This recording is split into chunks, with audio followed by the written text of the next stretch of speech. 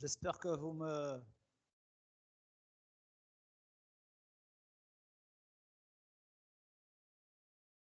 Abslam, tu es là?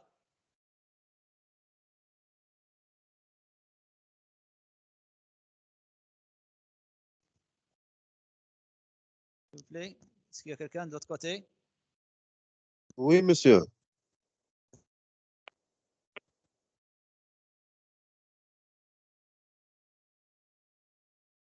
Est-ce que Oui, vous monsieur, voyez, on vous entend, monsieur. hein, vous voyez le tableau?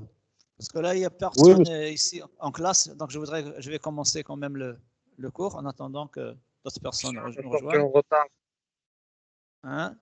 On Parce est que sorti en maintenant, on retard va... Oui? de la dernière séance. Alors, l'autre séance, vous n'avez pas fini. Attends, parce que la dernière séance, donc, normalement, ça prend du temps. Euh, Si vous voulez, je peux attendre encore 5 minutes, Oui. mais je vais vous relâcher un peu plus tard, hein, parce que j'ai besoin de faire un bilan thermique complet. Aujourd'hui, c'est la fin de la dernière séance et il faut qu'on trouve le fruit de notre travail. Alors, au lieu de suivre sur le poly, je vais faire au tableau directement le résumé de ce chapitre pour qu'on fasse directement une application, une étude de cas, un bilan thermique d'un local. C'est ce qu'on aura dans l'examen. Oui. L'examen, On aura le bilan ouais, donc vous aurez l'examen. le TD qu'on a fait la dernière fois. Donc, je vous ai envoyé la solution des TD. Comment, monsieur? La solution des TD qu'on a fait en classe, je vous l'ai envoyé sur le Teams. D'accord. Ainsi que l'étude de cas qu'on va faire aujourd'hui. Donc, ça va être entre ces deux choses, hein. D'accord, monsieur. Donc, je crois quand même que je vais commencer parce que si on attend encore davantage, on risque de ne pas avoir le temps pour finir. L'étude de cas qu'on va faire, c'est un bilan thermique. Dans un bilan thermique, on calcule la quantité de chauffage, c'est-à-dire combien j'ai besoin de joules pour chauffer mon local pendant la durée de calcul. Généralement, on fait un budget annuel. Combien ça va me coûter de chauffage pour conserver dans le local une température de confort. Je vais supposer que la température de confort est 20 degrés, que durant toute l'année, j'ai 20 degrés à l'intérieur. Donc, s'il fait froid, je vais chauffer pour avoir 20 degrés. Donc, on Monsieur, calcule ce qu'on appelle les besoins. monsieur, Oui, question? monsieur, l'exercice اللي كنتي صيفط علينا c'est transmission, exercice transmission 1. Oui, Mais monsieur le corrigé ما كاينش. فيش corrigé. c'est le corrigé. C'est le corrigé, l'énoncé plus corrigé. Non, monsieur, هذا عندنا هنا ما فيش الكوريجي. L'énoncé. Oui. Il y a quatre questions, monsieur, ياك؟ Il y a 5 questions. 5 questions. 5 questions, oui. Je vais revoir. À la fin de la séance, je vais vérifier, hein. Normalement, je vous ai envoyé la solution, pas l'énoncé. Parce que Ah vous non, avez l'énoncé كاينها avec la باج solution وحده qui كاينها vient باج وحده après, hein. monsieur. Bon, l'énoncé, je vous ai déjà envoyé l'énoncé toute seule, je crois. Et hier, je vous ai envoyé l'énoncé avec la solution normalement. Donc, si je me suis trompé, je corrige. Donc, pour le moment, on calcule les besoins en chauffage de notre local. Ces besoins, c'est ce qu'on appelle le manque à gagner, puisqu'il y a de la chaleur qui sort du local, il y a de la chaleur qui entre, mais celle qui sort est plus grande que celle qui entre. Donc, s'il y a plus de chaleur qui sort que de chaleur qui entre, on ne peut pas maintenir une température constante. Donc, pour maintenir une température constante, il faut qu'on ait un bilan thermique équilibré. C'est-à-dire que les besoins de chauffage plus la chaleur qui est produite est égal aux déperditions. Pour d'autres termes, les besoins de chauffage, c'est égal aux déperditions moins les gains.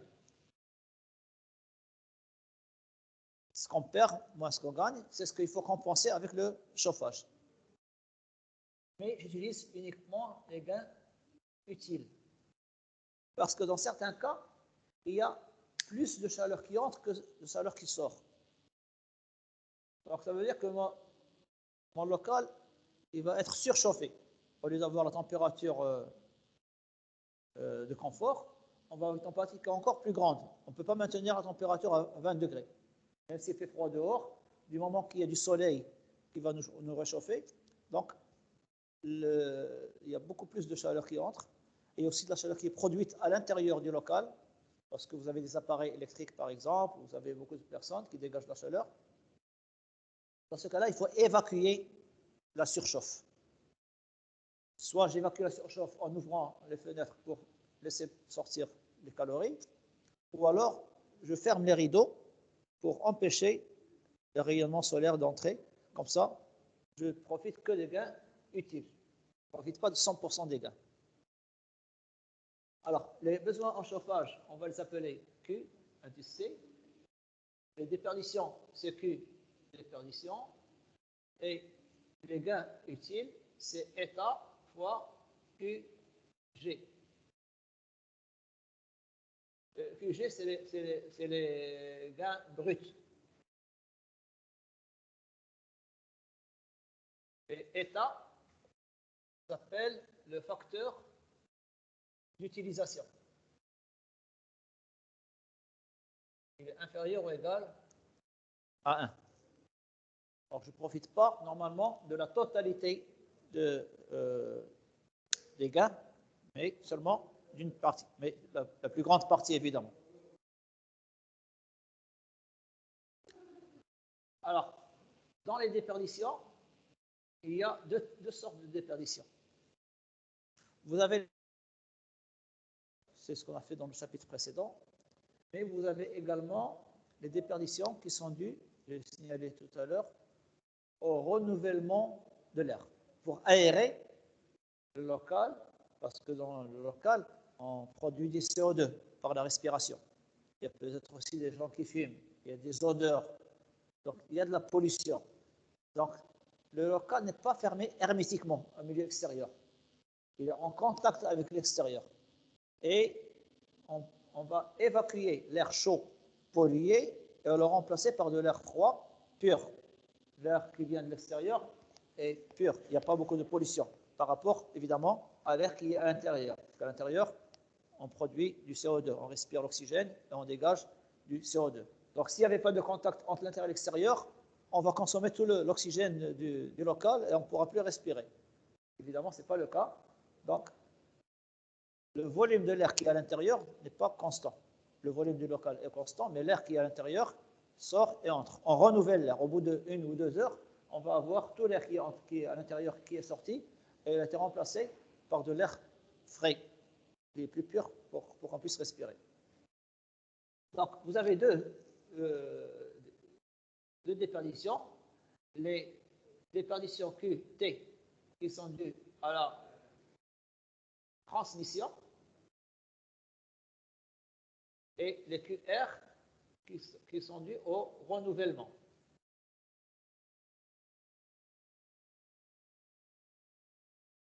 Le renouvellement de l'air. Pour les gains, là aussi je viens de tout à l'heure à l'intérieur du local. Si vous voulez répondre, vous pouvez répondre. Qu'est-ce qui fait que là, la chaleur sort de l'intérieur vers l'extérieur, et aussi par renouvellement parce que je rejette l'air chaud et je le remplace par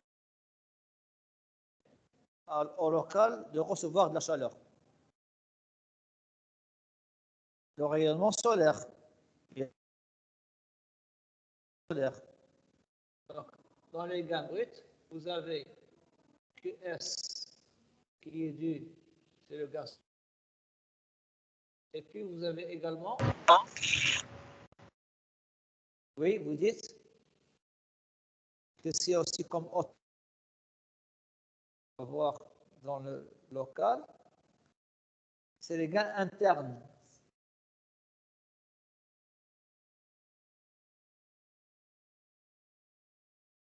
Qu'est-ce qui est produit à l'intérieur du local comme chaleur?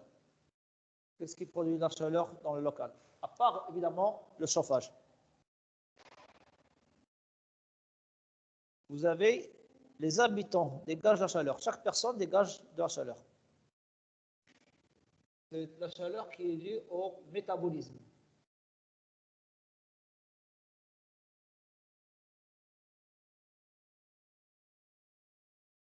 Si vous êtes assis, vous dégagez une chaleur. Si vous êtes en train de bouger, vous dégagez plus de chaleur. Si vous dormez, vous dégagez encore moins de chaleur. Chaque activité de la personne fait qu'elle dégage de la chaleur. Et puis, vous avez également les appareils.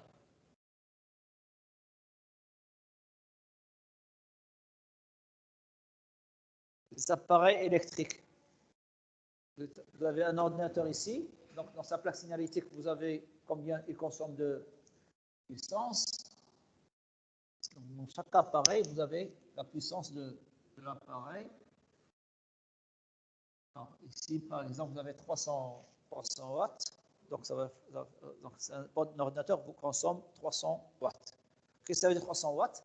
Ça veut dire 300 joules par seconde. Donc, toutes les secondes, vous avez 300 joules de chaleur qui est dégagée par l'appareil.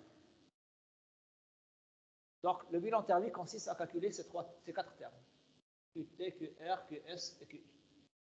Maintenant, on va voir comment est-ce que je calcule ces différents termes.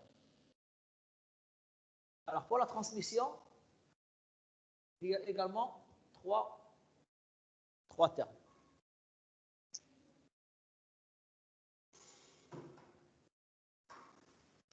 Il y a la transmission directe. C'est-à-dire que vous avez une température intérieure et une température extérieure. Et la chaleur va de l'intérieur vers l'extérieur à travers une paroi, par exemple. Donc, c'est la transmission directe. Mais il y a deux transmissions qui ne sont pas directes, qui sont indirectes. Vous avez la transmission à travers le sol. Quand on a écrit l'équation fondamentale qui exprime le flux de chaleur en fonction de la différence de température et du coefficient de transfert de chaleur. La quantité de chaleur Q, en joule, hein, c'est une énergie. C'est une puissance fois une durée. C'est des watts par des secondes. Comment on a appelé la puissance thermique? On l'appelait grand phi.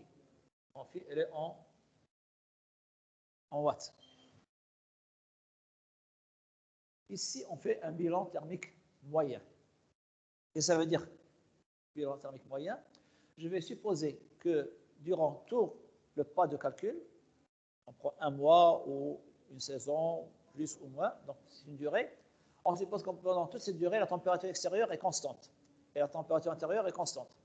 Ce qui veut dire qu'on va avoir un phénomène permanent. C'est-à-dire que le phi est une constante. Si elle est constante, on ne va pas intégrer phi dt, mais on va seulement multiplier par le temps. Donc, on va multiplier ici par le temps, en secondes. Les joules, c'est des watts par seconde. Qu'est-ce que c'est que le temps ici? C'est le pas de calcul. Un pas de calcul, c'est-à-dire mois par mois, ou semaine par semaine, ou trimestre par trimestre.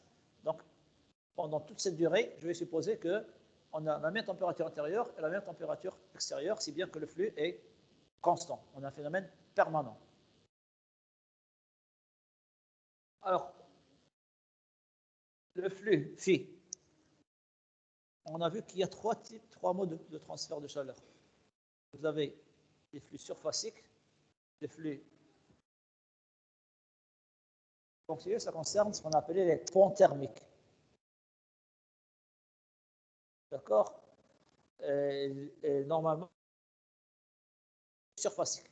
Donc le flux est proportionnel à la surface de la paroi. Donc c'est égal à A. Et comment on appelait la densité de flux de chaleur? Donc A, c'est en mètres carrés. Et phi, c'est en watts par fois T. La loi fondamentale, qu'est-ce qu'elle nous dit à propos de phi? Si c'est surfacique, quelle est son expression? C'est U fois TI moins TE. U, coefficient de transfert de chaleur, TI moins TE, vous avez une paroi, vous avez TI, vous avez TE, donc le flux de chaleur, ici, on l'a exprimé comme étant U. U, c'est le coefficient de transfert. Donc, est égal à U, coefficient de transfert de chaleur, U, c'est égal à, appelé aussi coefficient de transmission. Coefficient de transmission, 1 sur R total, sur la résistance. Hein. Donc, ça, c'est ce qu'on a fait dans le chapitre précédent. Fois le temps. Alors, la déperdition, c'est AU fois TI moins TE. Mais qu'est-ce qui caractérise la paroi? C'est AU. Parce que c'est normal d'avoir beaucoup de chaleur qui sort si j'ai un grand gradient température intérieure. Et c'est normal aussi si j'ai une grande durée. Donc, qu'est-ce qui caractérise les déperditions? C'est ce coefficient. Le coefficient AU, je l'appelle H fois TI moins TE fois T. Et H s'appelle alors le coefficient de déperdition.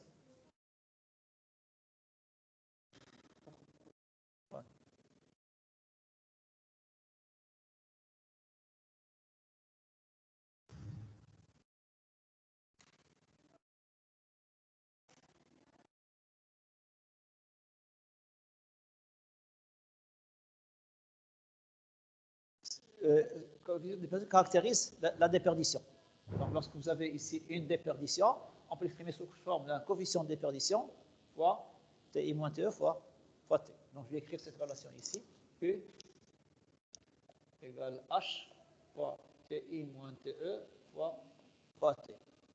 Et donc là, le Q de transmission nous donne 3 déperditions. Alors, ces 3 déperditions, vous avez H direct, H à travers le sol et H à travers l'espace non chauffé. D, ça veut dire déperdition directe. HS à travers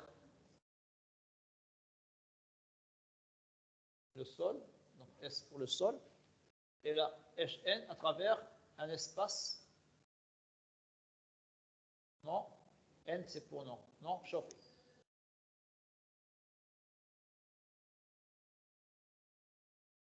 Donc, quand vous avez une maison,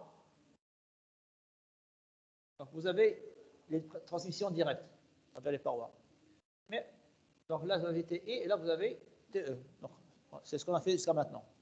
Et lorsque vous avez le sol, il y a des conditions à travers le sol. Mais là, j'ai pas TE. C'est un autre mode de transfert de chaleur. La chaleur passe dans le sol et puis elle sort par le périmètre. Donc, il y a un mécanisme. J'ai expliqué ça au poly, je ne vais pas le préciser ici. Donc, je dis seulement que c'est à travers le sol. Et puis, il y a aussi une autre déperdition. Si vous avez un grenier ou un garage de voiture, la chaleur de E ne sort pas directement de l'intérieur vers l'extérieur. Elle passe dans cet espace non chauffé et après elle sort. Donc je ne suis pas dans cette situation. Donc là aussi, il faut faire un calcul à part. Normalement, je vais faire le bilan thermique de cet espace tout seul. Vous avez le grenier aussi. Ça sort d'abord et après, ça sort.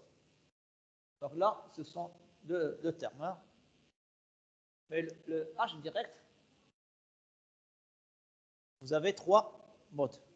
Donc vous avez ici condition surfacique. Mais si j'avais un point thermique, à la place de A, qu'est-ce que je vais avoir? L, psi. Ou psi. L, psi, c'est le point thermique linéique. Et psi, c'est le dans le chapitre précédent. Donc, ici, vous allez avoir 3 types de perdition. Les sigma de AE, toutes les surfaces qui sont en contact avec l'extérieur directement, plus les sigma, les L-psi, ce sont les ponts thermiques, le contour des dalles ou les linteaux des fenêtres, etc. Donc, c'est en pont thermique, plus sigma des xi, c'est les ponts thermiques ponctuels lorsque vous avez un poteau qui traverse le plancher, donc un poteau métallique,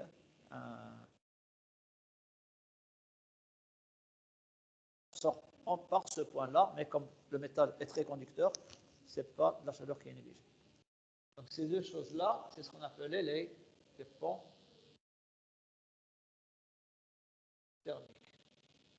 Et là, donc c'est les déperditions sur classique, c'est les déperditions classiques à travers une paroi.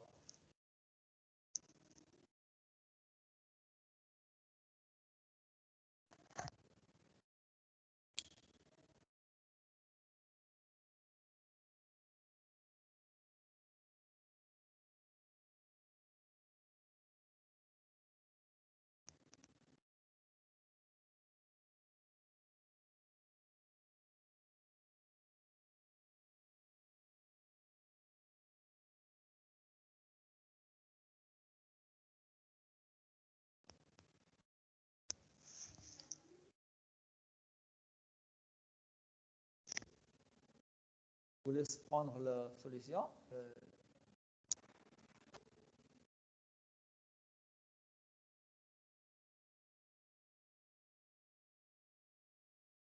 Maintenant, on va calculer les déperditions par renouvellement, le deuxième terme. Tous ces termes-là, on va les faire dans un cas concret. Donc,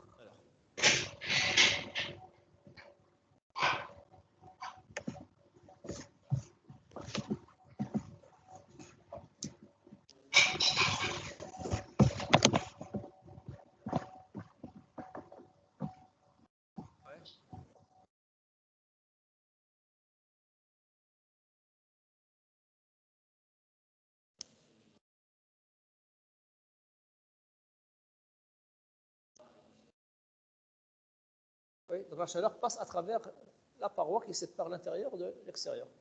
Donc là, par exemple, on a les briques, on a le cadre en bois, on a le verre. Donc la chaleur, il y a un flux de chaleur qui passe à travers chaque matériau. Maintenant, calculons cette chaleur-là.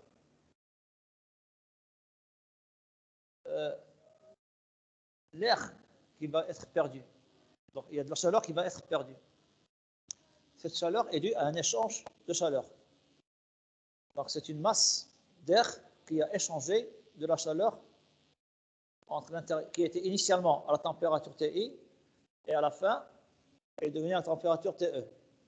Donc, ça veut dire qu'elle a une source chaude et une source froide.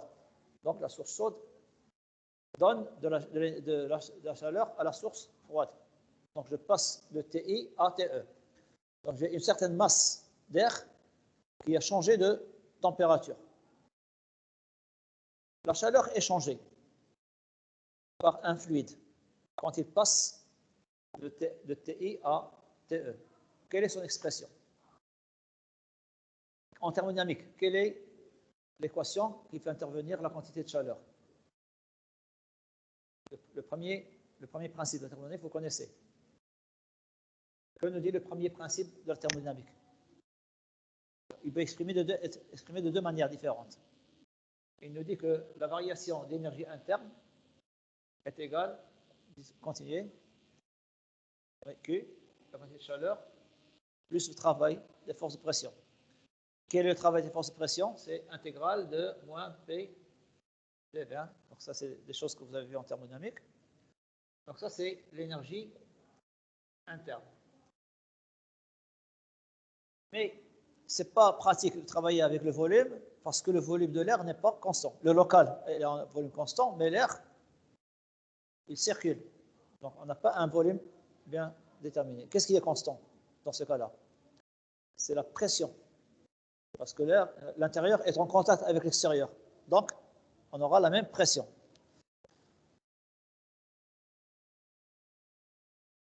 l'expression, c'est l'enthalpie. Delta H égale Q plus intégrale. Est-ce que vous vous souvenez de la suite?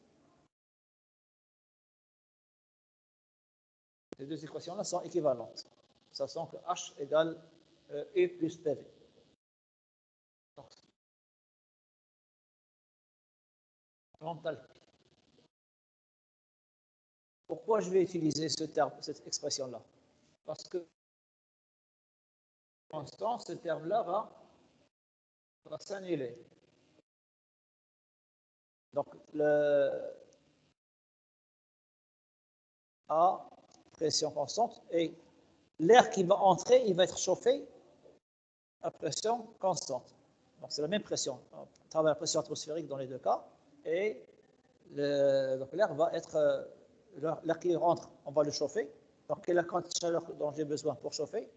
C'est la variation d'enthalpie. Q est égale à delta H. Quelle expression de delta H pour un fluide parfait? Je suppose que l'air est un gaz parfait. L'enthalpie est proportionnelle à la variation de température. Quand on fait une transformation isobare à pression constante, la variation d'enthalpie, c'est égal à combien? Au Cp fois delta T. C'est ça à quoi est égal U? C'est Cv delta T.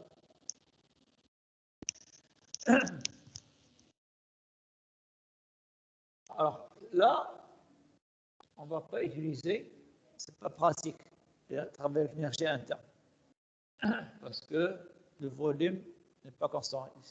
Quand on change de température, le volume augmente ou diminue. Et donc là, le volume n'est pas constant, ce n'est pas pratique de travailler avec ces formules. Par contre, ici, comme la pression est constante, la chaleur échangée qu'on va calculer, c'est égal à la variation d'enthalpie.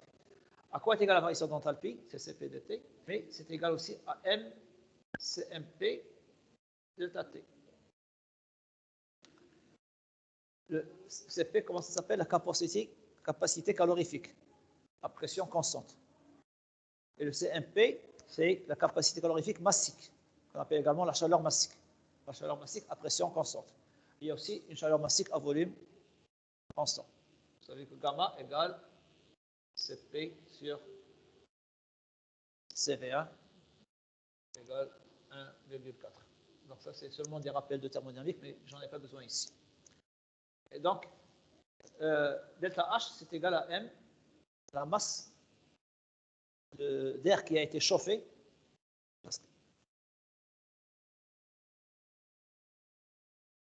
Delta T, c'est température intérieure moins température extérieure. Le CMP, 10 puissance 3 dans le système international. Il reste la masse. Comment calculer la masse? À partir du débit massique. L'air entre et sort avec un certain débit.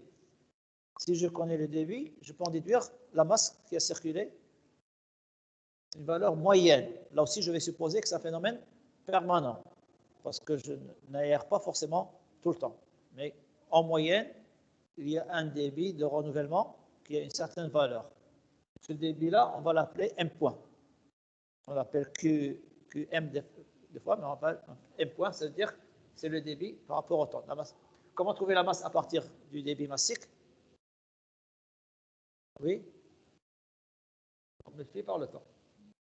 Donc, le débit massique fois le temps, c'est égal à la masse. Qu'est-ce que c'est le temps? Le temps du... ici, qu'est-ce que c'est le temps? C'est le temps de calcul. Hein?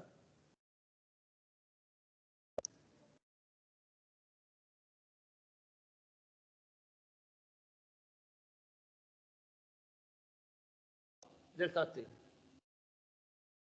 Mais quand on a un débitmètre, je ne mesure pas le débit massique, je mesure le débit volumique.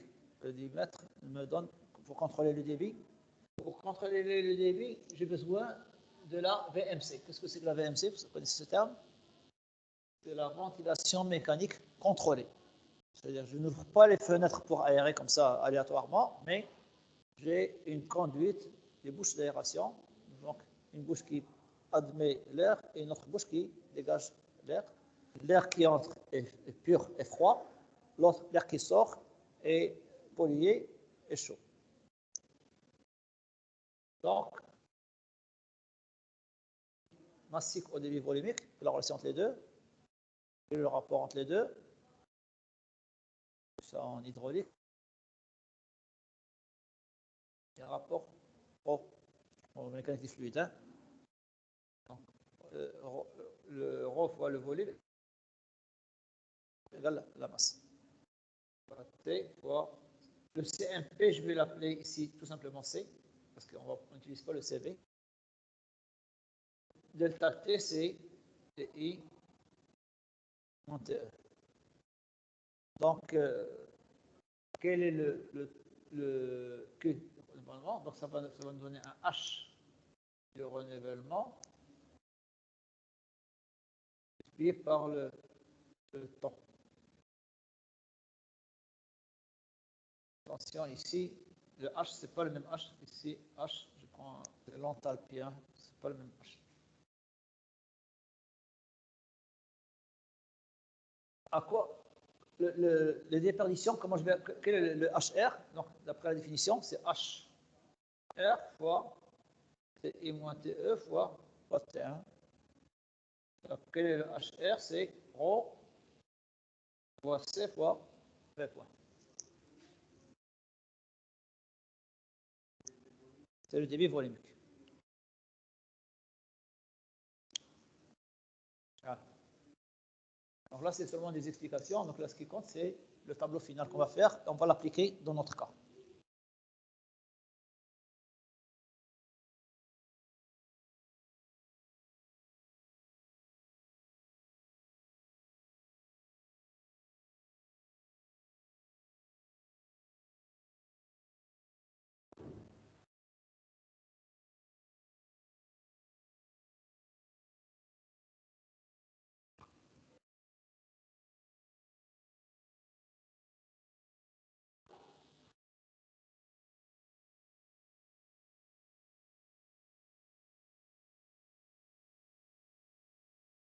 Donc ici, on appelle ça le coefficient de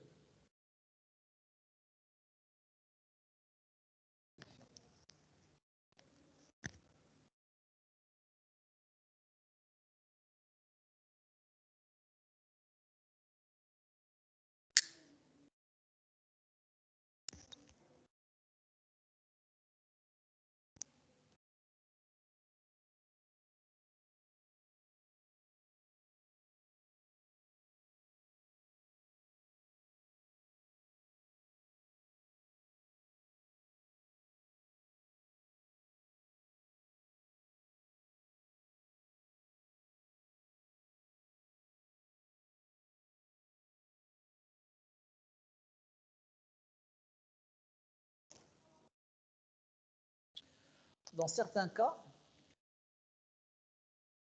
on ne va pas perdre la totalité de cette chaleur. Parce que si on peut contrôler la ventilation, donc il y a une conduite qui fait sortir l'air vers l'extérieur et une autre conduite qui fait entrer l'air.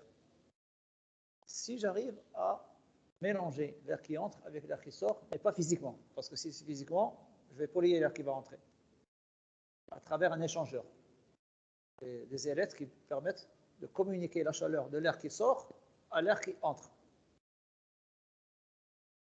Donc, l'air qui va sortir moins chaud parce qu'il a communiqué sa chaleur à l'air qui va entrer. Il va entrer moins froid. Donc, il va entrer à une température qui n'est pas la température extérieure.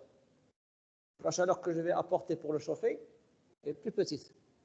Donc, cette chaleur-là, si j'ai un appareil qui permet de récupérer la chaleur qui sort, ça va être atténué par un terme 1 moins état R. Qu'est-ce que c'est que ce état R? Il ne faut pas confondre avec le état qui est ici. C'est un facteur qui est inférieur aussi, égal à 1 aussi, mais c'est le facteur, on appelle ça facteur de récupération. Quand je ne vous le donne pas, il est nul. Ça veut dire que je dégage toute la chaleur à l'extérieur. Si on vous le donne, il faut en tenir compte. Mais pour l'avoir, il faut un mécanisme, il faut un système, il faut installer un système, un échangeur qui permet de récupérer la chaleur.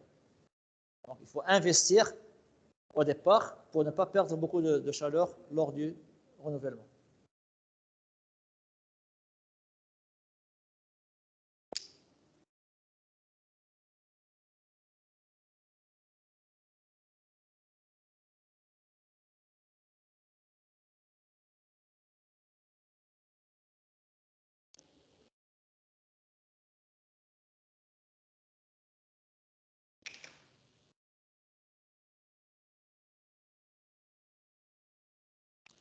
Maintenant, calculons les gains solaires. Donc, vous avez une maison, toujours.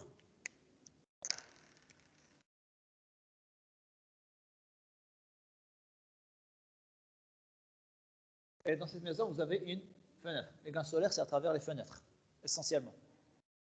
Donc, si vous avez ici un rayon du soleil, ce rayonnement va entrer dans la maison. Donc, la façade est exposée à un certain rayonnement. Normalement, on doit être capable de calculer le rayonnement sur une façade à n'importe quel point du globe terrestre, avec n'importe quelle orientation et avec à n'importe quelle période de l'année. Ça fait l'objet du chapitre numéro 1 qu'on n'a pas traité malheureusement, mais de toutes les manières, ces données-là peuvent être fournies en météorologie par une cartographie qui va vous donner, au Maroc, vous avez à la fin du poly une carte du Maroc dans laquelle vous avez l'ensoleillement dans chaque région du Maroc. Donc vous avez des cartes d'ensoleillement, des cartes de température, des cartes du vent pour installer les éoliennes. Donc c'est seulement des marges. Donc on peut se baser sur ces cartes. Mais normalement, il faut être capable de calculer l'ensoleillement à n'importe quel point du globe. On va avoir ce qu'on appelle une irradiance. Qu'est-ce que c'est que l'irradiance? IS, c'est combien de joules par mètre carré a reçu cette façade pendant la durée pendant la durée de calcul. Donc, la façade a reçu tant de joules par mètre carré. Alors, est-ce que toute cette quantité va entrer? Combien on va avoir ici de chaleur compte tenu de ces données-là? Alors, pour la fenêtre, quand on va ici, fenêtre, vous avez ici une largeur et là une hauteur. Donc, A égale largeur fois la hauteur pour la fenêtre. Mais la fenêtre est composée de verre et de cadre. Le rayonnement entre seulement dans le verre, parce que le cadre est opaque. Donc, il n'y a pas d'énergie qui va passer. Donc, quelle est la surface qui va être concernée par la transmission d'énergie solaire d'extérieur à l'intérieur? Donc, on a IS multiplié par une surface. Donc, quelle est cette surface-là? C'est A de la fenêtre, mais multiplié par un certain pourcentage. Alors, ce pourcentage, on va l'appeler F. C'est un facteur de réduction qui est dû à la fenêtre. Ici, j'ai un AV et là, j'ai un AC. À quoi est égal F? F, c'est égal AV sur A, sur la totalité totale, c'est-à-dire sur AV plus AC, c'est égal à AV sur A, sur la fenêtre totale. Donc ça, c'est le total, mais qu'est-ce que c'est AV et non pas par A tout entière. Donc AV, c'est égal à A fois F. Donc, il faut multiplier par, ici, c'est dû, donc réduction due au cadrage. 1. Voilà, la dimension de verre, donc on donne directement le verre. Mais généralement, on ne donne pas le verre. On donne la fenêtre, parce que le verre, des fois vous avez une seule plaque, des fois vous avez deux plaques, vous avez plein de... Alors plutôt que de faire ça, on va donner un pourcentage pour le cadre, un pourcentage pour le verre, et on multiplie ici par le pourcentage du verre. Mais normalement, ici, c'est la fenêtre que vous avez.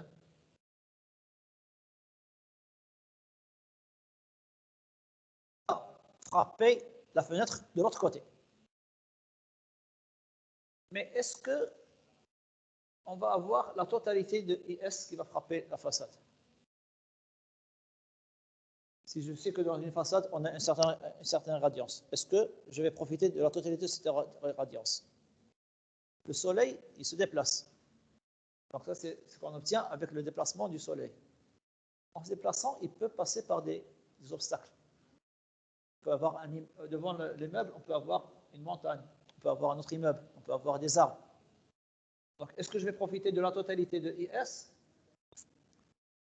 Seulement une partie.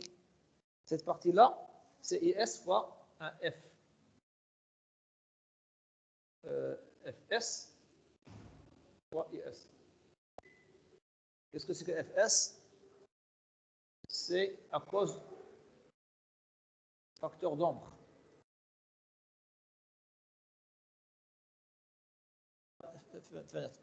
Généralement, il est inférieur à 1, généralement il est strictement inférieur à 1, parce que même s'il n'y a pas d'obstacle, le fait d'une façade comme ça, la fenêtre, généralement, elle est ici, vers l'intérieur. Hein. Donc, le rayonnement solaire, quand il va frapper la façade, donc ici, cette partie-là, ne va pas profiter du soleil. Donc, de toutes les manières, il y aura ce qu'on appelle un facteur solaire. Il y aura toujours un terme inférieur à 1. Mais non seulement ça, on peut avoir aussi, donc, par exemple, un immeuble qui va carrément empêcher le soleil d'arriver.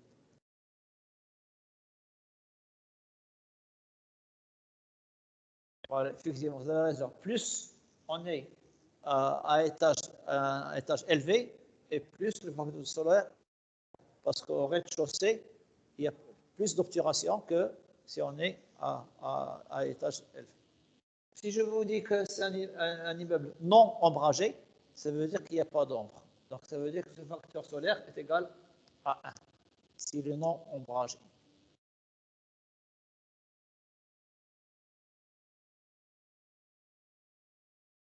Les murs isolants, l'isolation, ce n'est pas lié à la... quand il est isolé, je vous dis, même quand il est isolé, il y a toujours ces petites choses, mais effectivement, si j'avais une fenêtre comme ça, c'est plus rare, hein. Dans ce cas-là, il n'y a aucune obturation.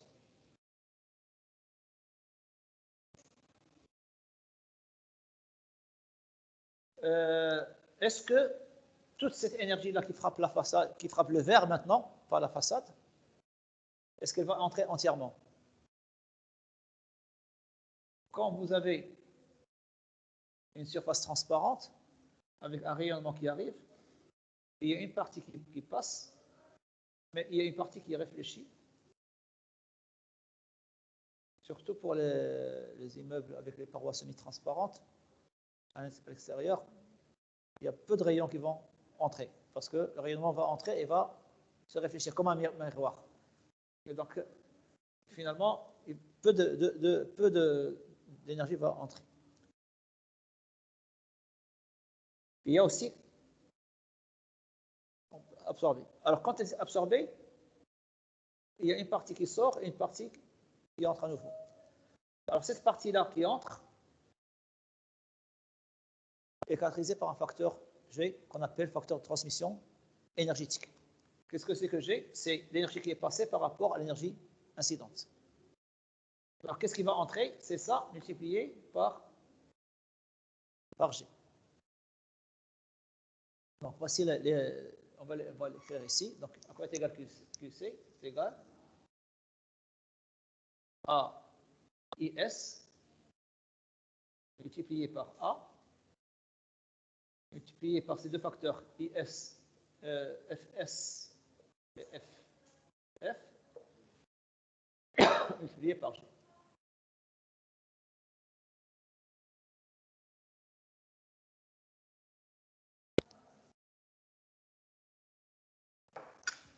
Ça, c'est pour la fenêtre. Normalement, il y a deux autres. Je peux profiter de deux autres manières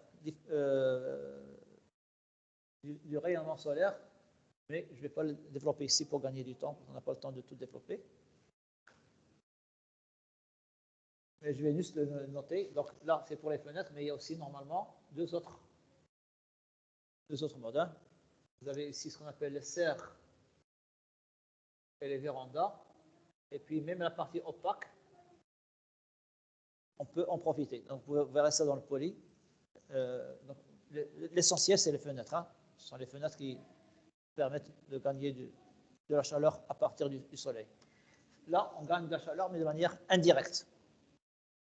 Pour les serres et les vérandas et pour les parois opaques. Là, c'est le cadrage, dû au cadrage. Donc, réduction due au cadrage. Réduction due au cadrage. Et là, FS, non, FS, à l'ombre. Toute année, hein, dû à l'ombre.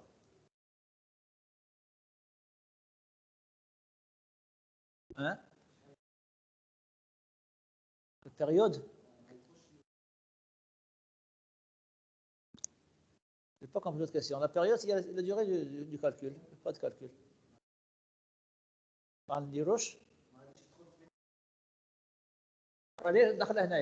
Pendant T. C'est des joules par mètre carré. Si c'était des watts par mètre carré, il faut multiplier par la durée. Donc là, on a déjà fait le calcul. Des fois, on vous donne l'ensoleillement. Normalement, Mathéo vous donne l'ensoleillement au mois de janvier, au mois de février, au mois de mars. Dans chaque période, vous avez un ensoleillement. Mois par mois. Par le pas de calcul. Donc là, si vous voulez, pendant le pas de calcul, on a combien d'énergie va frapper la façade pendant ce mois. En météo, on vous donne sur une surface horizontale. Parce qu'on ne peut pas vous donner pour toutes les directions. Sinon, il vous faut 380 données. Donc, on vous donne surface horizontale et par un calcul, vous pouvez savoir pour n'importe quelle orientation quelle est l'orientation sud, c'est la valeur maximale. Et puis, en fonction de l'orientation, vous allez avoir un ensoleillement de plus en plus faible.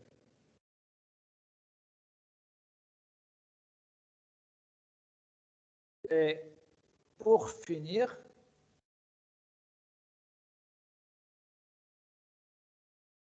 on va voir les derniers termes. Et après, on va passer à l'application.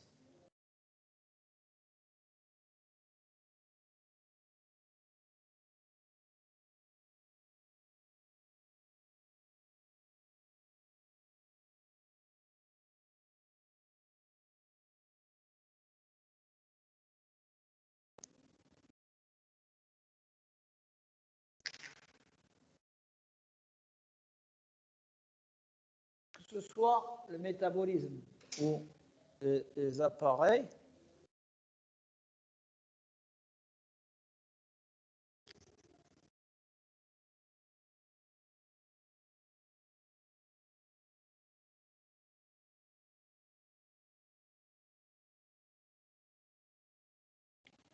ça va être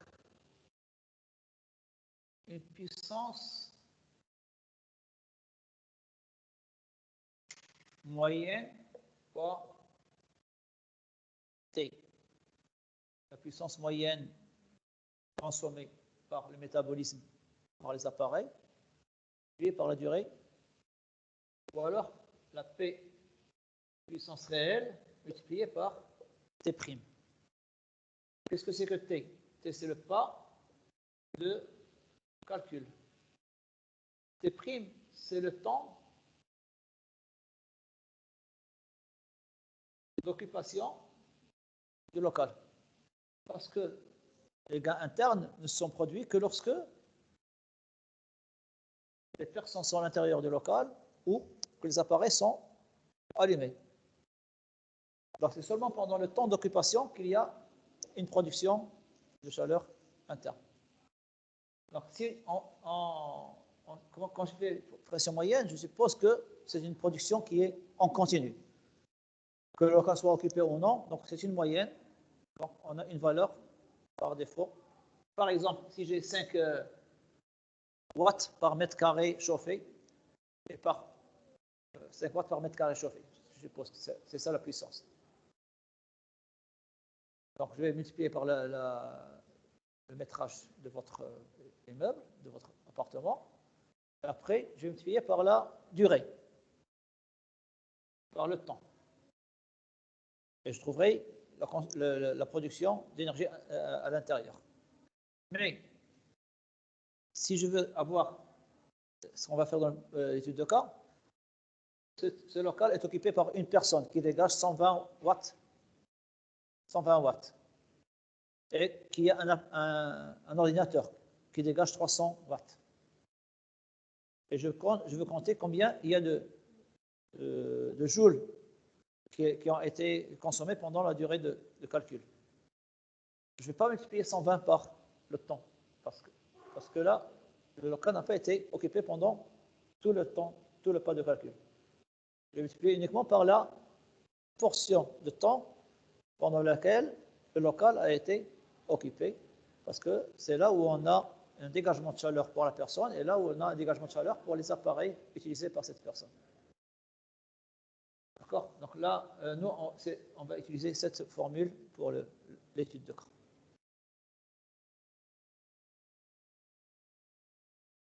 Donc, O.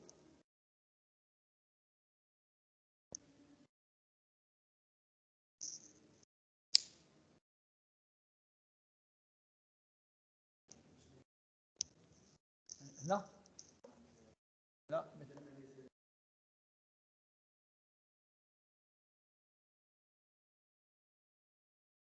Opaque, les serres et les vérandas.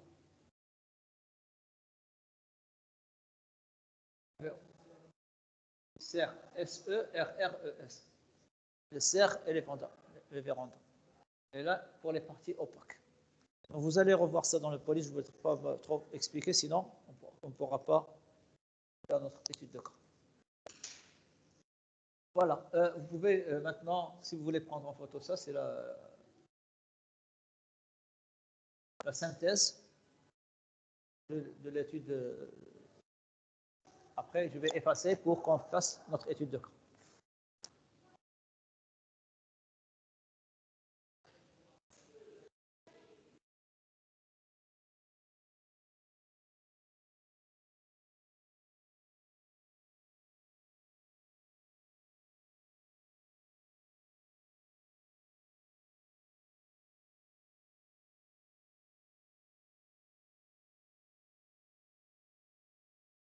Merci.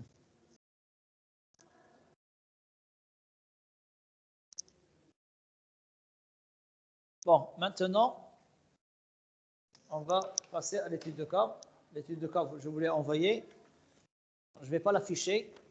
Par contre, je vais écrire l'énoncé au tableau, tout en expliquant au fur et à mesure que je développe l'énoncé. Donc, il s'agit de faire le bilan thermique d'une pièce qui est un bureau situé au milieu de la façade d'un immeuble non ombragé.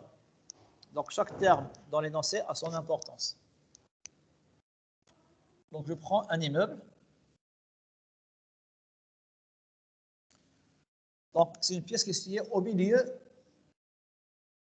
de l'immeuble. Quelle information cela nous donne quand c'est au milieu? Donc, ce n'est pas au rez-de-chaussée. Quel est le terme qui va être nul dans notre bilan.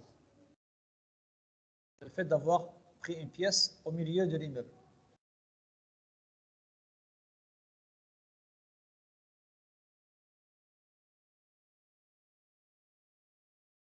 Si on avait une pièce au rez-de-chaussée, il y aurait de la chaleur à travers le sol.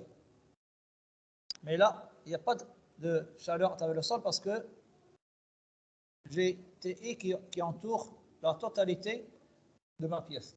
Donc, il n'y a pas d'échange, ni entre les murs nettoyants, ni au plafond, ni au sol. Le seul échange de chaleur, ça va être à travers la façade. Et puis, j'ai rien entre la façade et le local. Il n'y a pas un local intermédiaire. Donc, dans notre cas, il n'y aura pas de déperdition à travers le sol et il n'y aura pas de déperdition à travers un espace non chauffé.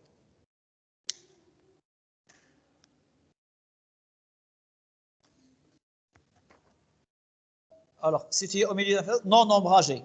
Non ombragé, ça veut dire qu'il n'y a pas d'ombre qui frappe la façade. Où est-ce que ça va intervenir? Immeuble façade non ombragée. Dans quel terme? Ça nous fixe la valeur d'un facteur.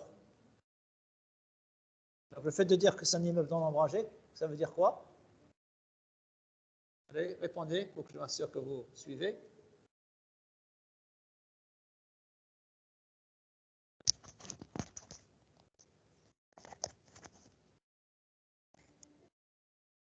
Vous suivez toujours, non?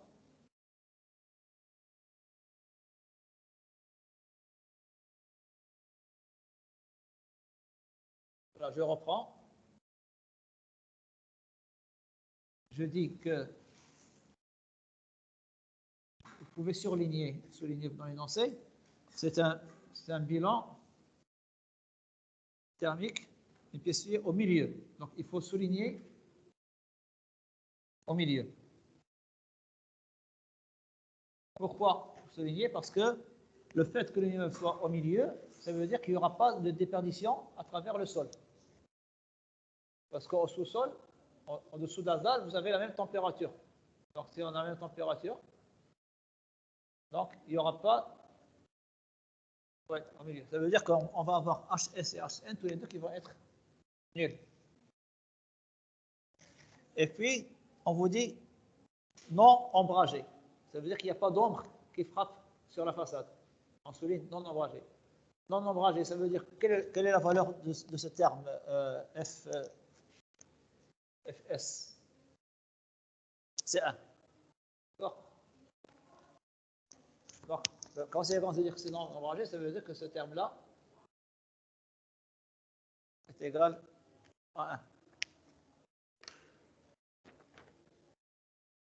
On continue. La paroi est de 5 mètres sur 3 mètres.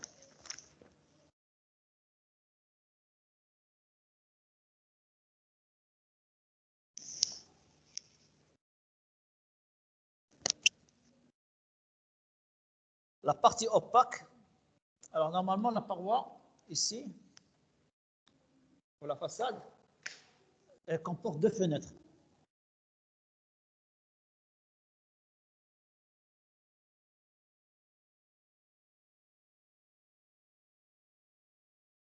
Alors on vous donne celui du mur. Donc vous avez 2 fenêtres avec les cadres, et puis vous avez le mur. Alors pour le mur, vous avez U du mur. Il est de 0,4 watts par mètre carré Kelvin.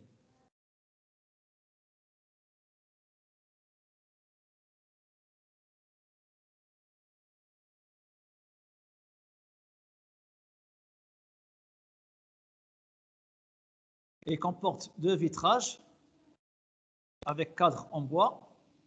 Chaque vitrage fait 1,5 sur 2 mètres,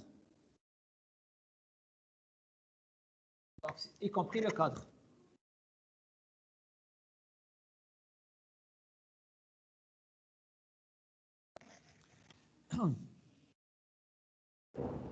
la pièce est un bureau de 60 mètres cubes. Donc, on fixe le volume égale 60 mètres cubes. C'est le volume du bureau. Vous avez une personne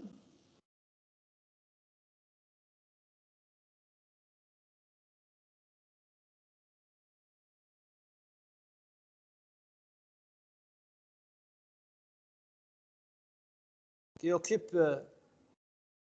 le bureau pendant 8 heures par jour ouvrable. Donc 8 heures par jour, mais pas 7 jours sur 7. Combien de jours sur 7? 5 jours sur 7. Hein? 5 jours par semaine. Hein?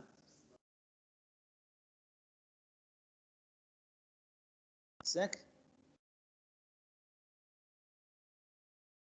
Voilà, 5 septièmes.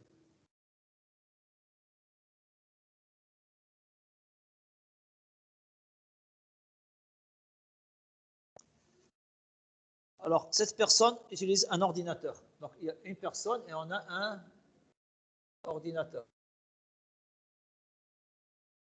L'ordinateur a pour puissance 300 watts. Et ordinateur égale 300 watts. Pour la personne, pH égale 120 watts. C'est donné à la fin du l'énoncé.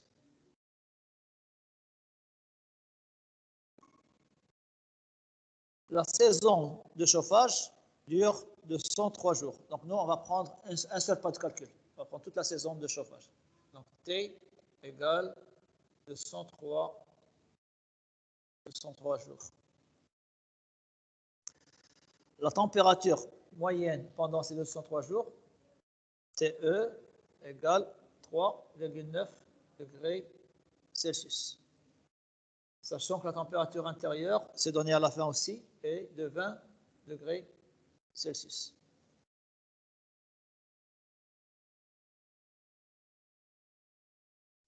La façade reçoit pendant cette saison, donc on a fixé la durée, c'est la saison de chauffage tout entière. Une irradiance, donc IS, égale 1630 mégajoules. Attention, ça veut dire 1630, 10 puissance 6 joules. Méga, c'est 10 puissance 6. Le vitrage. Alors, on a le U du vitrage, UV, égale 1,6 watts par mètre carré Kelvin. Et le G du vitrage égale 0,6. Ça, c'est le vitrage. Et puis pour le cadre, vous avez U du cadre qui est égal à 2 watts par mètre carré Kelvin. Et le cadre occupe 20% de la fenêtre.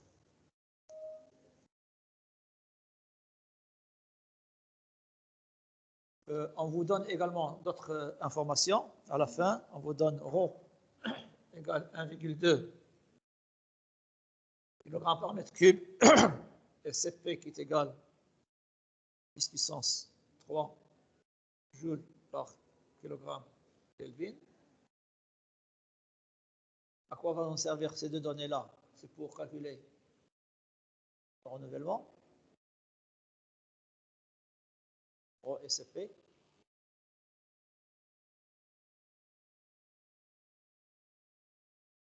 On vous donne également le facteur d'utilisation qui est égal à l'utilisation 0,9. Il y a Si on n'a rien donné, donc ce terme-là va être, ça c'est égal à 0. On ne nous a rien donné. On ne vous a pas donné qu'il y a un système de récupération. Donc, on prend 0. Donc, on va calculer directement ce qui est en noir. La question est la suivante. On vous dit, calculer les besoins en chauffage pendant la saison pour 2 taux de renouvellement,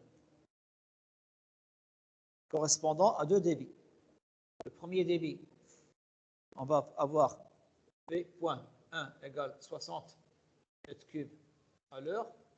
Le deuxième débit, V.2 égale 30 mètres cubes à l'heure. Donc, dans le premier débit, on va renouveler tout l'air du bureau au bout de combien de temps, sachant que le bureau fait 60 mètres cubes. Donc, on a un bureau de 60 mètres cubes et le débit est de 60 mètres cubes à l'heure. Donc, en 1 heure, on va récupérer la totalité, on va renouveler la totalité de l'air. Donc, on respire de l'air pur. Par contre, au deuxième cas, il faut combien de temps pour remplacer tout l'air du bureau avec un débit de seulement 30 mètres cubes à l'heure? Comme là, 2 heures. C'est plus lent. Donc, il nous faudra 2 heures. Ça veut dire qu'on va respirer l'air pollué plus longtemps. Donc, il me faut 2 heures pour remplacer tout l'air. Alors que dans le premier cas, je remplace toutes les heures. Donc, dans le premier cas, il y a plus de confort que dans le second. Dans le second cas, on va continuer à sentir les odeurs, s'il y a de la pollution, donc c'est pas très confortable. Alors, on peut penser, on va multiplier le débit par 2. Mais combien ça va nous coûter? Combien je vais consommer de plus? Est-ce que je vais doubler la consommation aussi? On ne sait pas.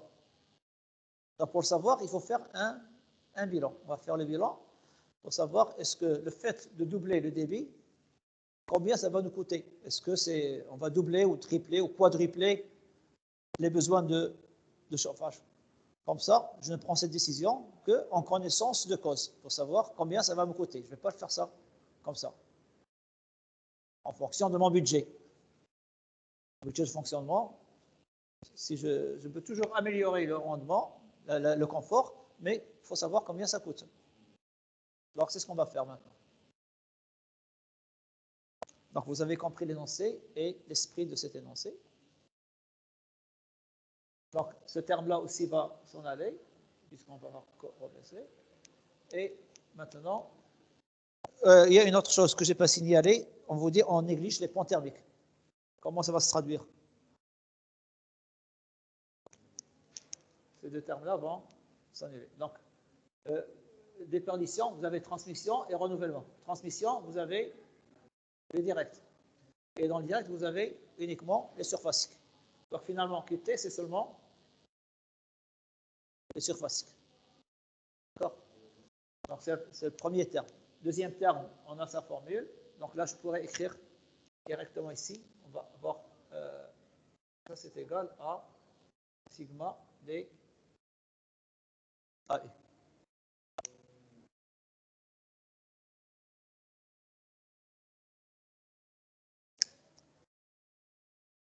Non, il n'y a pas de façade. Il y a une seule façade. L'échange s'effectue uniquement à travers la façade. Dans les autres murs, sont reliés avec d'autres locaux qui sont aussi chauffés. Donc, il n'y a pas d'échange de chaleur. Donc, maintenant, je vais effacer pour laisser de la place et je vais garder le bilan thermique. Donc, voici le bilan thermique. Donc là, on va enlever ce terme-là.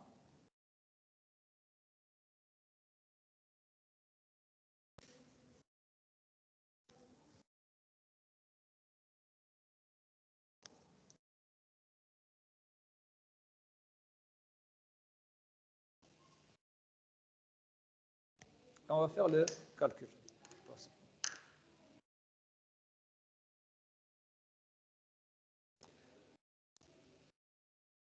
veux passer au tableau, le faire.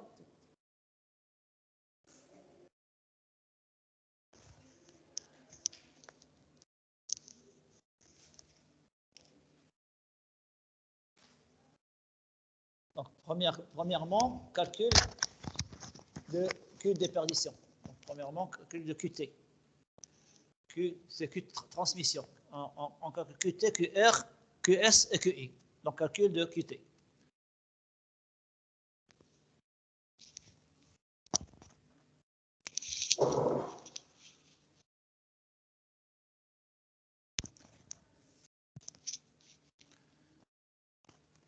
Le QT, donc, c'est égal à sigma, c'est égal à HD fois, voilà l'expression, c'est HD fois TI moins TE.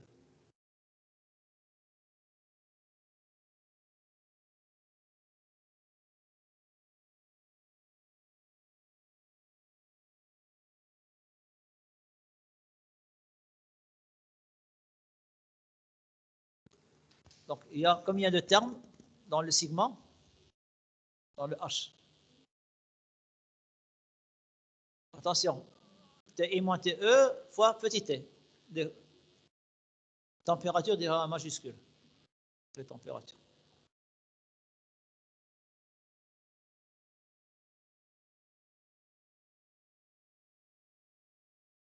HD, donc il y a sigma des AE. Donc c'est moi le sigma des AE. Quelles sont les surfaces qui ont la façade? Les parois et la fenêtre. Ou la fenêtre elle-même fait tenir deux parois. Fait le verre et le bois. Donc on a le mur, on a le verre et on a le bois. Donc c'est la surface de chaque. Les U, on a déjà les U. Alors pour la paroi, c'est 5 fois 3, moins, voilà.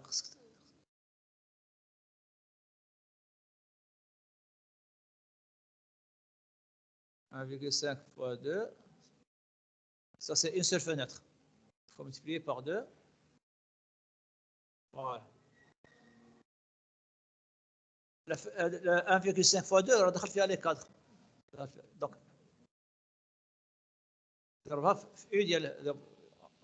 fermer la parenthèse.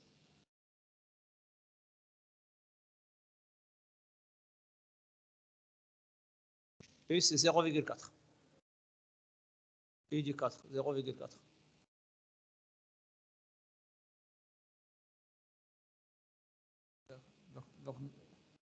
Donc c'est bon. Qu'est-ce qui manque? Il manque rien. Hein, ça c'est la façade. La façade, c'est maintenant la fenêtre près le mur. En plus, sigma.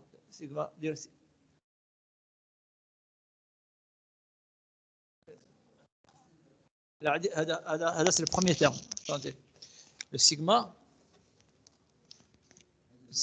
des AU, d'accord? Donc on a d'abord un premier terme. Sigma. عاد دابا ندير le deuxième terme, le troisième terme, عاد غادي تكمل غادي تملتيبلي في هذا الشيء.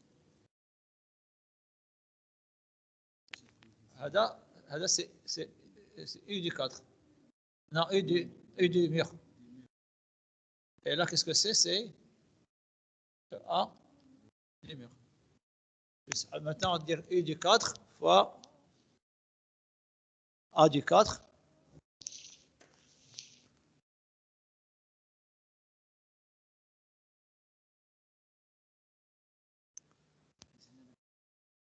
On a les fenêtres. D'abord, pour la fenêtre, on a le cadre ou le verre.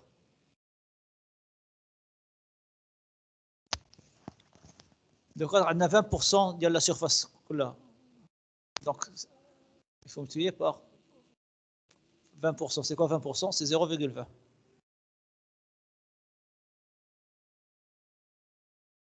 Dire 20, j'ai fois 20%. 0,20. 0,20. Dire 0, 0,2 fois 0,20. باش نعرفوا انها 20%. C'est pareil ولكن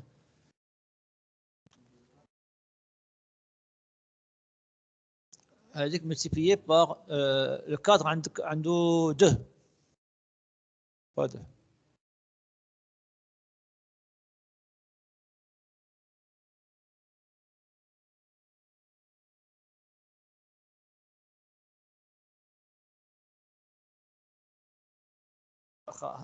pour être cohérent avec ça, d'accord? 5 fois 2, d'accord? Comme ça. Dire la parenthèse comme ça. Voilà. هذه كلها ارقام هنايا درنا اي دي كادر هنا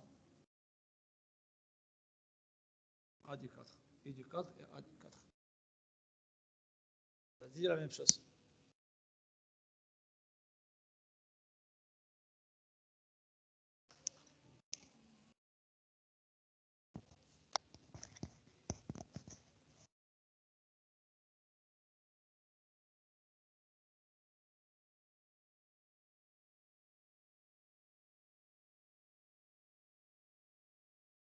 زيرو 8 voilà 80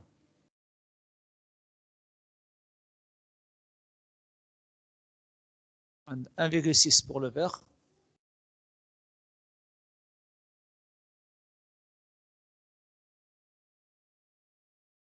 et du vert U indice V.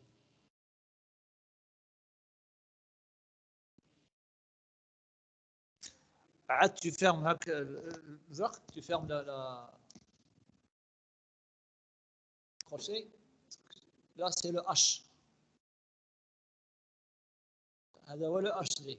عاد TI moins TE 20 3,9 multiplié par le temps. Le temps, on a 203 jours.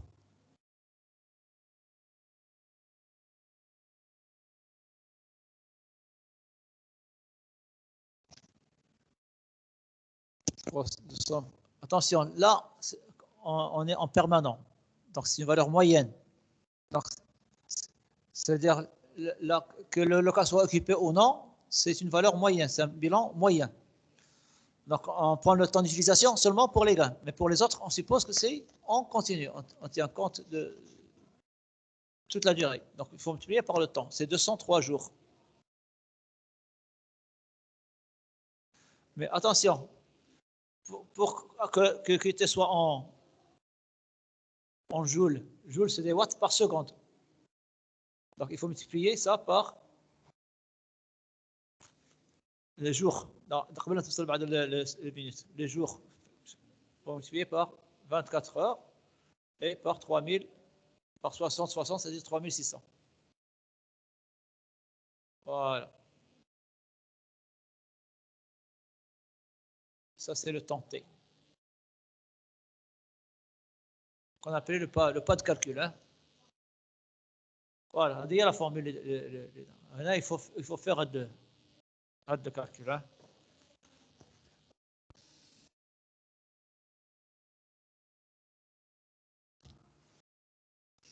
On prend la solution directement, car on la solution.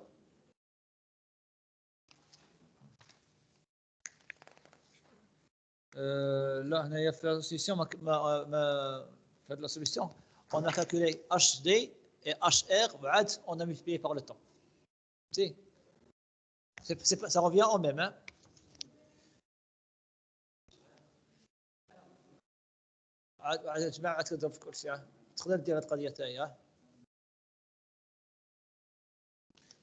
La valeur de HR, HD égale 13,68. HD égale 13,68 watts par Kelvin. Oui. Kelvin c'est K. C'est déjà en Kelvin. ما تحولش علاش ما خصكش تحول لأنه la différence en degrés est égale à la différence en Kelvin. واخا تحولهم تغدير la différence غتمشي لك 260. Tu as bien fait cette remarque, c'est une erreur fréquente. كاين كيحول كيمشي لكل شيء. D'abord calcul de HR.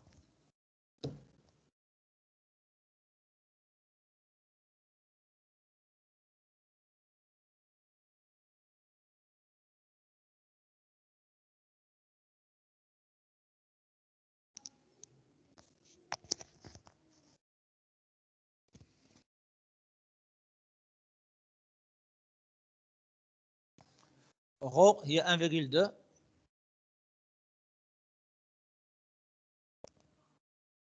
C هي 10 puissance 3.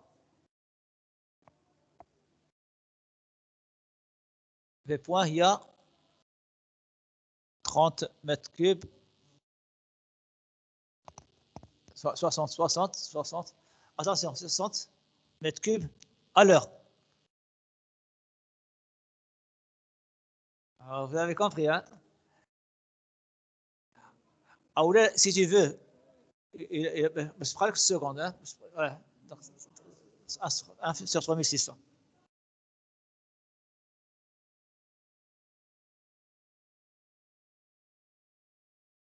ديك تعطيك 20 watts par Kelvin.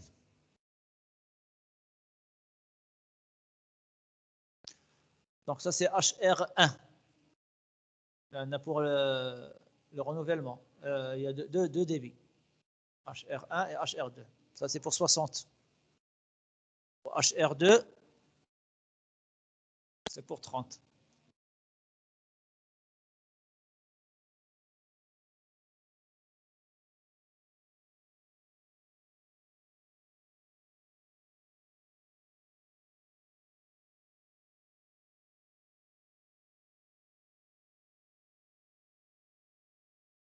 Directement, dire 10 watts par Kelvin, c'est... Alors, parce qu'on prend 30, donc on divise par 2, donc le résultat aussi divisé par 2.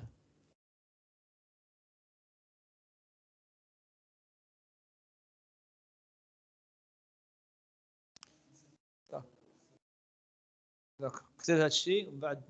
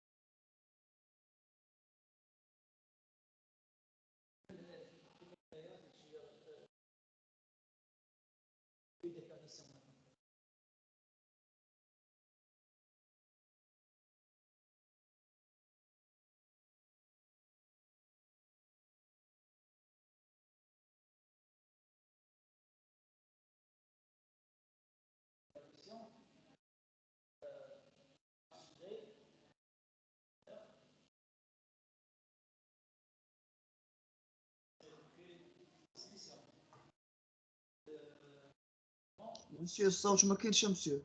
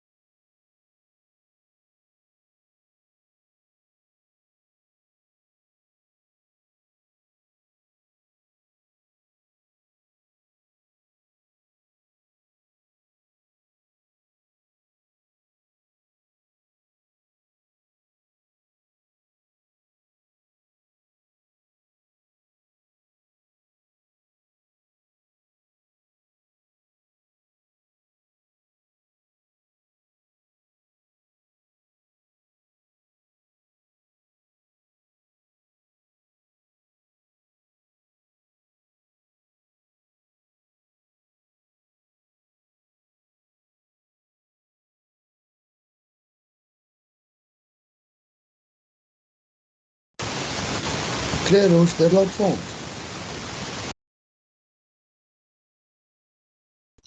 مشات ليه كونيكسيون عيسى.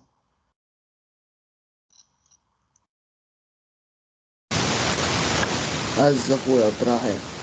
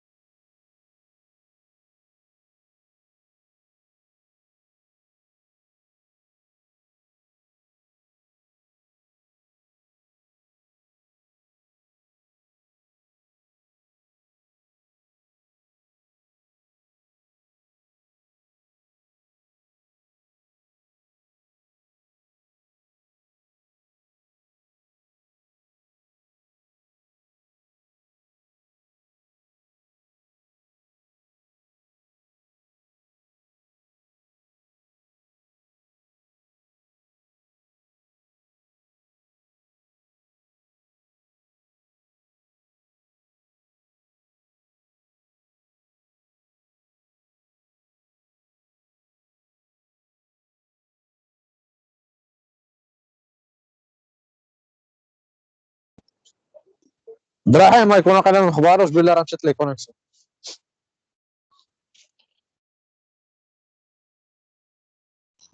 يمكن ما انا المهم راه قلت لي ما كنسمعكش قبيله.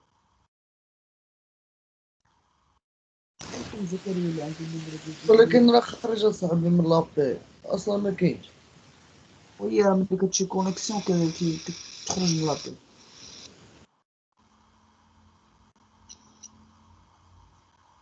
شي واحد عيطك زكريا يقولها لي. صافي ها هو رجع ها هو رجع.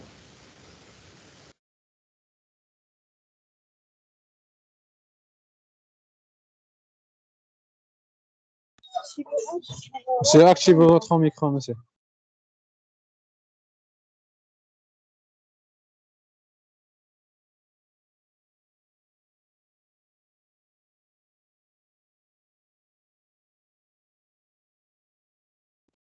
le son, ça. دابا نديروا مسيو راه مشات لك الكونيكسيون ماشي لو سون. مشات لا كونيكسيون. دابا كاينك تشوفوا الطابلو دابا. دابا مزيان. غنحيد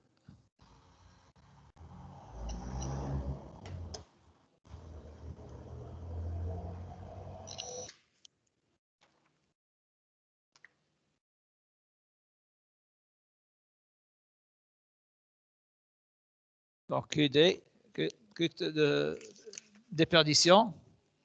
Donc on a deux valeurs. Alors,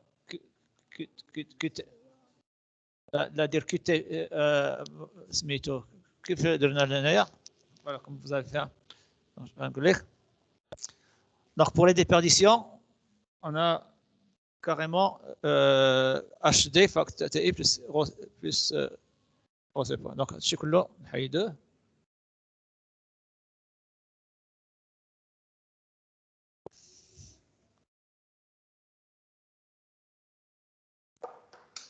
Donc ça c'est la suite. Hein. Les déperditions, c'est HD TI moins TE plus rho CV point TI moins TE fois T. Hein. C'est égal. Ça c'est qu'est-ce que c'est? C'est HR. C'est égal à HD plus HR TI moins TE fois T. Il y a TI moins TE fois T, HD moins HR. Donc, on a Q déperdition 1 égale et Q déperdition 2 égale. Donc, dire l'opération هنايا بعدا باش تعرف الأولى.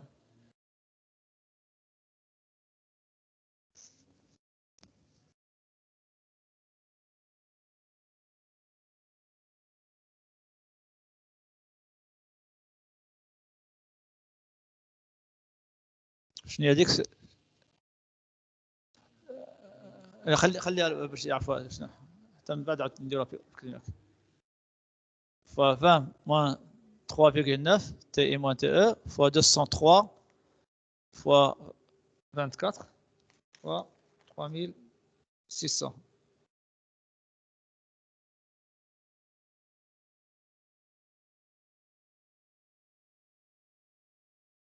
Alors, Q déperdition 1, كتجينا عندنا l'application numérique كاينه في ça fait 9,5 10 puissance 9 joules. Puissance 9 joules. On peut écrire ça sous la forme 9511 mégajoules. 511, 5, 1, 9, ouais.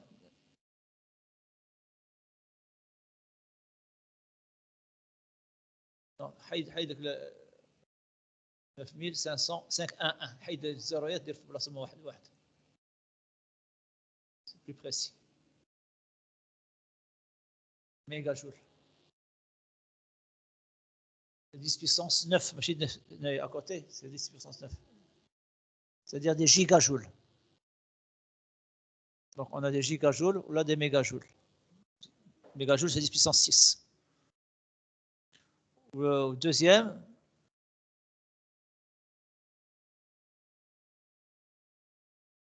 c'est 6,687, 10 puissance 9 joules. Vous la pouvez dire 6687 mégajoules. L'oula, en 10 puissance 9, 6,687. 87 جول. بدنا نحول الميجا جول. فوالا ضربها في ثلاث. خليها واكتب عليها. لا 10 puissance 9 ما ضربتيش 10 puissance 9 ها. 10 puissance 9 joules, c'est-à-dire 6687 حيث الفيرغيل 6887 méga joule.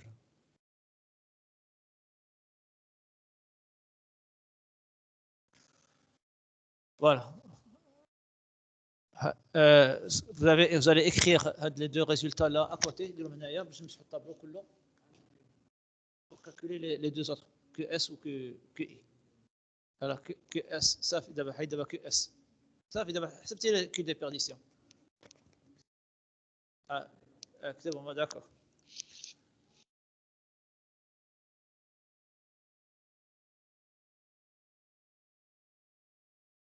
كتب Q de perdition DEP باش نعرفوا de quoi on parle. وحنا سمينا DEP باش نعرفوها. Voilà.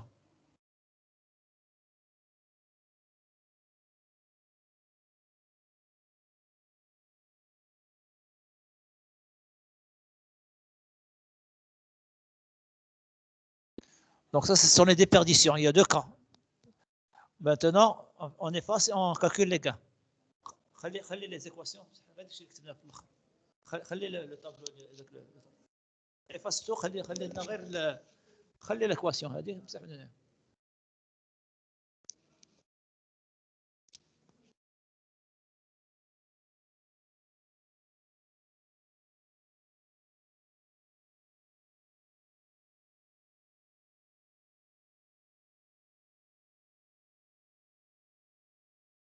Maintenant, calcul des gains.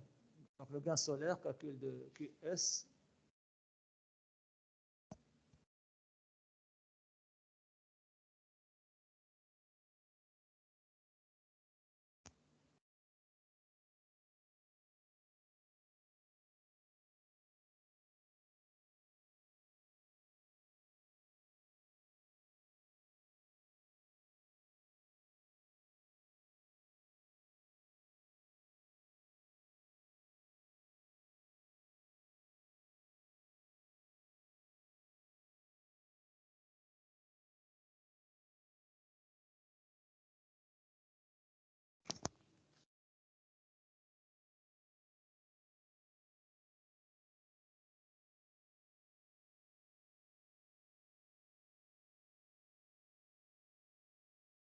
Donc, IS, c'est 1630. شنو كنا قبيله قلنا بان اف كلا فالور دو اف اس كتب اي اس بعد لا فالور ديالها c'est 1630 10 puissance 6 puisque c'est en joule, c'est des mégajoules, تحولها للجول. La valeur suivante A. شنو هي A la surface des fenêtres شحال هي؟ لا 5 fois 3 c'est pas la fenêtre, c'est la façade كامله. Voilà, c'est 1,5 fois 2, 2 fois.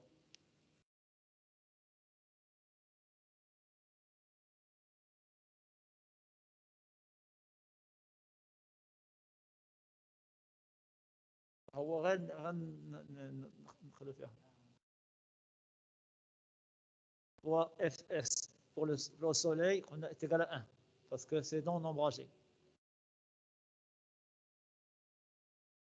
FF qui est la valeur de FF, hein, dans 20% c'est pour le 4, on a le vitrage. Voilà, donc 0,8, 0,80. Et G il est 0,6.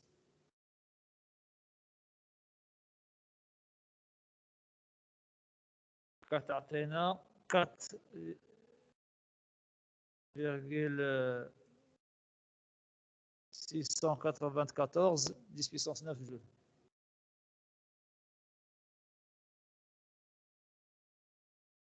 Puissance 9 les joules.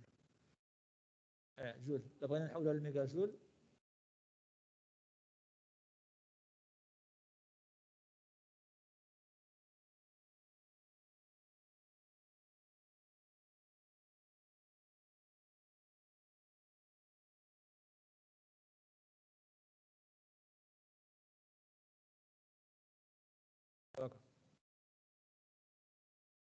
دابا خصنا نحسبوا لي كاع انترن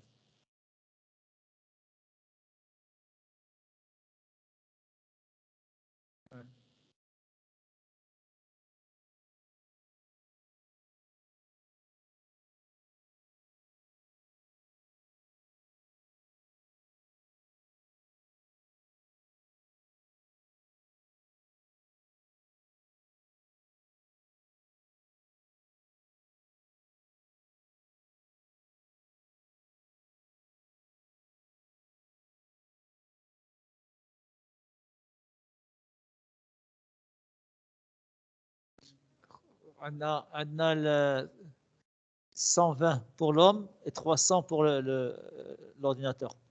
Donc ça va être 120 plus 300. Dire que I égale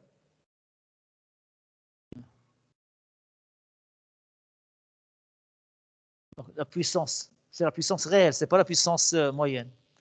Donc ça va faire 300. Et pour l'homme, c'est 120.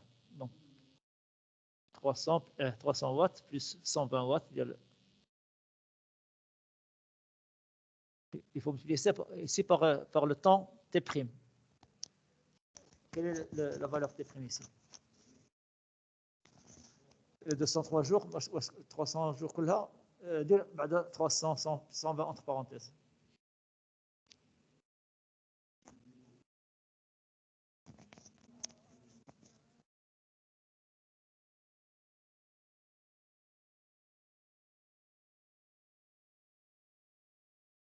واش عندنا لي 203 jours كامله ولا لا؟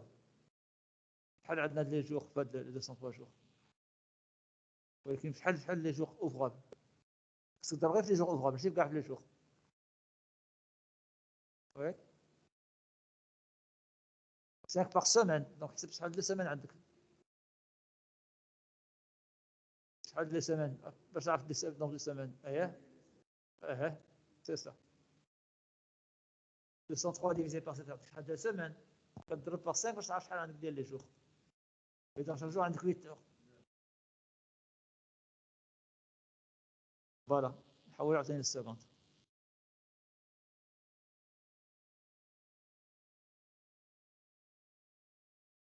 فوالا هادي هي لوبيراسيون خصك دير. الوغ لي غان انترن كتعطيك 1,754 10 puissance 9. Ouais. 1,754 754 حولها عاوتاني ل puissance 9 جول.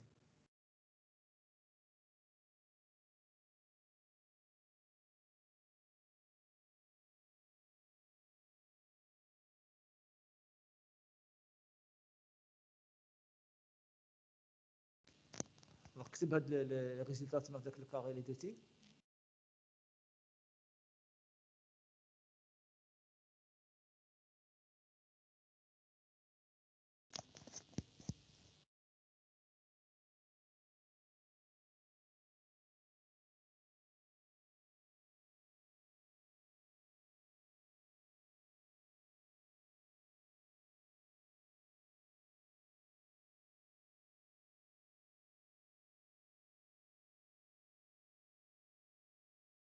دابا مسح عاوتاني هاد الكالكول.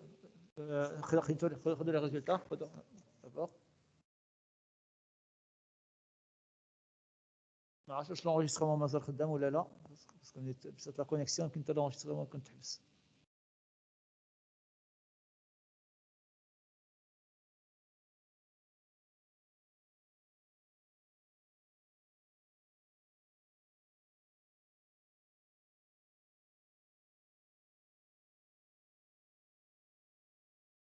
تتصيفط هذا لأصحابك.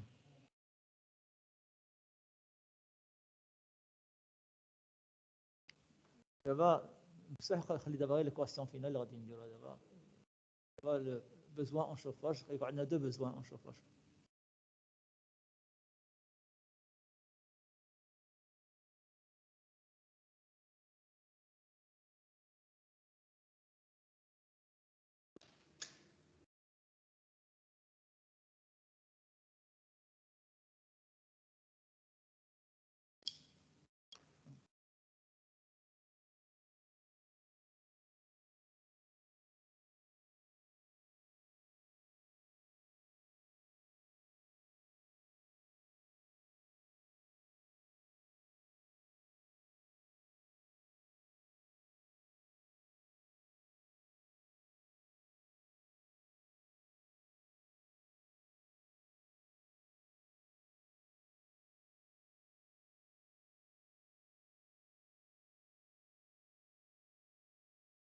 neuf.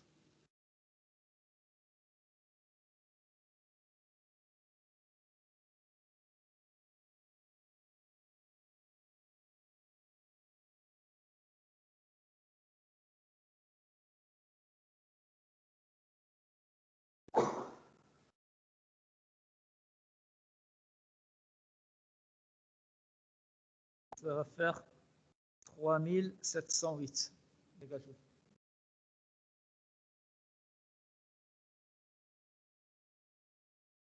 Puis c'est 1.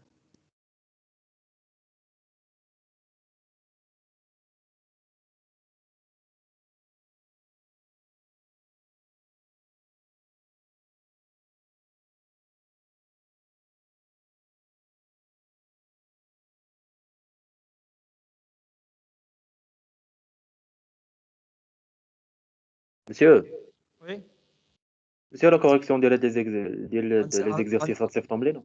غنصيفطها لكم. غنصيفطها لكم.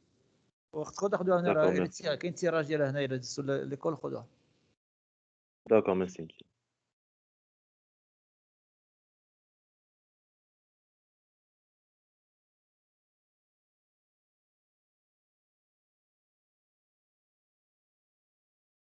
Donc كتعطينا 884 ميجا جول.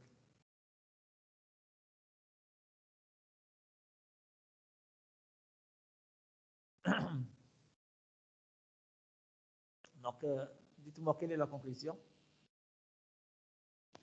en comparant les deux résultats. On vous demande une conclusion. On savait déjà qu'on allait consommer plus. Hein? Donc, ce qu'il faut comparer pour faire cette analyse, qu'est-ce qu'on a fait? On a multiplié ici par 2 le débit. Et la consommation, شحال هنا le rapport بيناتهم? Plus que 4, à peu près 4 fois. Donc vous voyez, si je veux avoir plus de confort, il faut y mettre le prix. Donc avant de doubler le débit, on a vu combien ça va nous coûter. Donc si on sait que ça va coûter 4 fois plus cher, donc on ne va pas forcément doubler. On peut améliorer, mais il faut savoir en fonction de ce qu'on cherche. Parce qu'on cherche, si on cherche le confort, il faut y mettre le prix. Il faut savoir combien ça va nous coûter. Donc c'est ça l'intérêt d'avoir fait le bilan thermique. On savait d'avance que ça allait être plus cher. Mais combien? C'est le calcul qui nous a permis de savoir d'abord combien on consomme et on compare les deux solutions. Donc si on veut résumer, cette solution est plus économique. Mais économique, ça ne veut pas dire forcément confortable. Mais ici, cette solution est plus confortable. On a un meilleur confort avec cette première solution. Alors là, si vous voulez, là c'est le bureau du directeur, là c'est le bureau du secrétaire. Parce que là, on peut mettre le prix. Hein. Voilà. Alors, je vous remercie. Donc, dans l'examen, vous n'aurez que la thermique. Et vous n'aurez pas un bilan complet comme ça prend du temps. Mais vous aurez des questions en lien avec le bilan et en lien avec le TD qu'on a fait. Donc, vous dites que je n'ai pas envoyé la solution du TD, donc je vais l'envoyer à nouveau. Monsieur, vous avez fait l'appel? Vous êtes tous présents, hein, la dernière séance, moi je fais une fois d'heure. Ok, d'accord, monsieur. Monsieur, il n'a pas parti l'examen. Ben, toute la thermique, hein. La thermique, les deux TD, on a fait deux TD. Donc, Monsieur, il thermique, l'acoustique, là. Acoustique, là, seulement la thermique. Acoustique, c'était pour le contrôle.